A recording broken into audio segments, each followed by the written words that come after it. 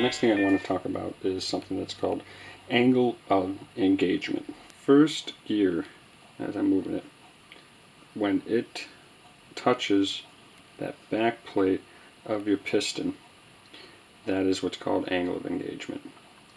It's pretty much common practice. You want it somewhere between the noon and 1 o'clock range. Now I'm going to push this all the way forward as far as I can, and at the moment when I look, the gear is roughly about there.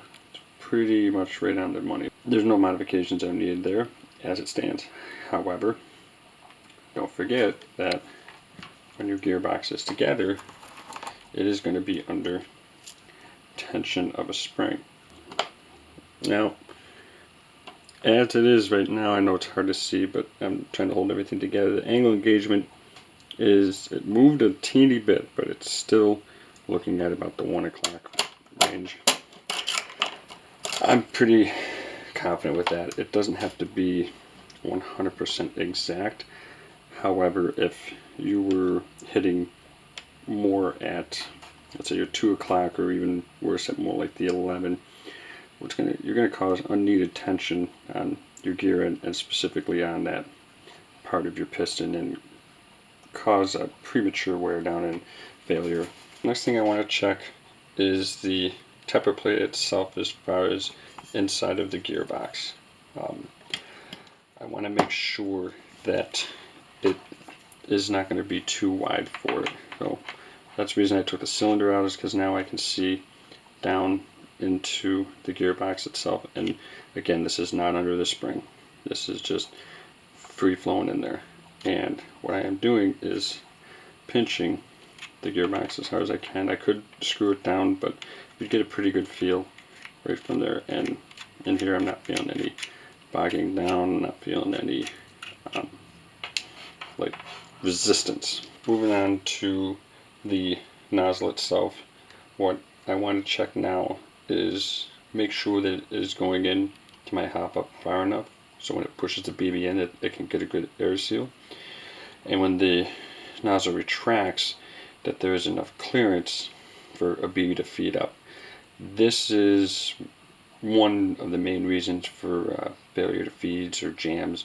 There's obviously plenty, but this can be a very big culprit. So the fact that I'm going with and upgrading new parts, I want to make sure that we have no hiccups.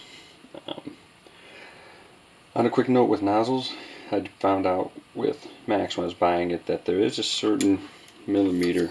I'm wondering if you can see it on here. Maybe not, but there is a certain millimeter length that these nozzles are that are for AGs, AKs, and P90s, all that sort of thing. They do have on that website.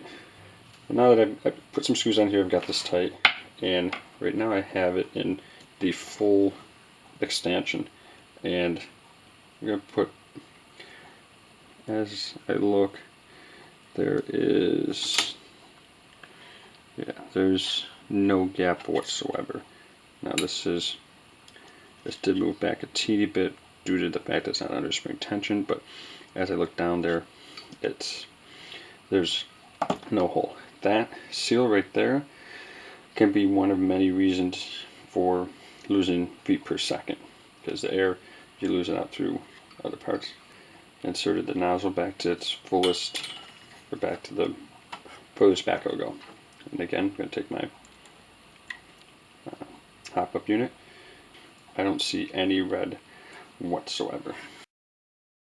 As far as that sits, we're good on both things. So we got a good seal going forward, and we've got more than enough clearance coming backwards that the hop-up unit and BBs, if we have any failures as far as feeding or jamming, that we can pretty much all but exclude that. As it sits, I will be reassembling the gearbox. I'm not going to try to videotape it because it's most of the gears and stuff, you've seen everything together, and it can be pretty hard to assemble it and try to get it on tape at the same time. One thing I almost forgot to mention, only because these aren't brand new parts out of the box, but make sure you throw some grease on your gears on the cylinder just a tiny bit. Same thing with your piston head, just a little bit. I got this right from the Harbor Freight. Take a little bit. You can either use your finger. Some people use Q-tips. I would probably not recommend that, only because after a while they start to leave, they start to break down, leave little bits of cotton in there. They can become a mess and kind of annoying. So honestly, just put a little bit on your finger and rubbing it around is the best. You don't need a ton. You only need a little bit. Just want to mention that real quick. Gearbox is set. I will say putting the spring in is a difficult task to try to balance holding your cylinder head, trying to get the spring in and holding it. You're going to be in for a task when you go to do that. Try to keep either your hands above anything that can go flying, or do it in an area that, should they bounce out, you can find them easily. It wouldn't hurt to get an extra spring set if you're thinking about doing an internal upgrade, just in case one of those springs do go flying on you and you are unable to find it, because they are very, very tiny. You don't want to be stuck just waiting around for springs to come in. A couple takeaways with this specific upgrade: there were a few parts that didn't quite fit as I'd hoped, and was not able to use the spring guide that I had bought. These side guides, if you want to call them, were just too big for this specific gearbox. I probably could have taken a file to it, filed it down to fit, but at the moment I didn't have the time nor the patience to do that. Aside from that, everything else that I had bought did fit in here successfully. The other gearbox I tried to do, believe it or not, this trigger did not work. Again, when you're thinking about doing these upgrades, do your best to pay attention to how your parts sit. It is difficult with the internet, with pictures of certain items, and then trying to guess, well, it looks like it'll fit, it looks like it won't. So be ready for that. A little piece of advice with your gearboxes: try to break them down before you order your parts.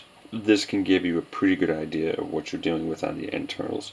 Mine's a AUG bolt that not too many people had bought, and it was very difficult to find any information on, so a lot of this I've had to kind of learn as I go. Some of your more common brands out there, like your G&Gs, there's probably going to be a lot of people who have done these upgrades. You'd be able to get a good piece of information, good piece of advice. So that, my friends, that's the teardown and upgrade and step-by-step process, with all parts being added. Okay, so there you have it. That is the version 2 gearbox upgrade that I recently went through. Hopefully the steps and the way that I did things kind of gave you some ideas on how to do this process if you've never done it before, or maybe perhaps learned something new. I will say that there is no need to be limited in what parts you do get or where you buy them from. There's multiple vendors on the internet. I just happened to go through e-bike. I love them. They've always been great to me. Their customer service is amazing. That being said, choose as you will. I've also bought parts from eBay. My cylinder, for example, I bought that from eBay. Can't really say anything for customer service, but part came in no issue. So that wraps this whole thing up. I look forward to putting out more videos for you guys. Soon I'll be able to get out into the airsoft field and be able to test it. I suspect the feet per second should increase some, but without putting in a heavier spring, I don't expect it to be too much higher. Currently, when I did this, the reason I did not put the spring in, I wanted to see what these upgrades would do. I wanted to get a more stable feet per second. When it was stock, it was very all across the board, as far as between 10 to 15 feet per second during the shots. So there's probably a lot of air leakage. So that being said, when that's done and I can see how that acts, then I can put more powerful spring in. I may not need to. We'll find out. So, thanks, guys. Please like, please subscribe, comment, and we'll talk to you soon.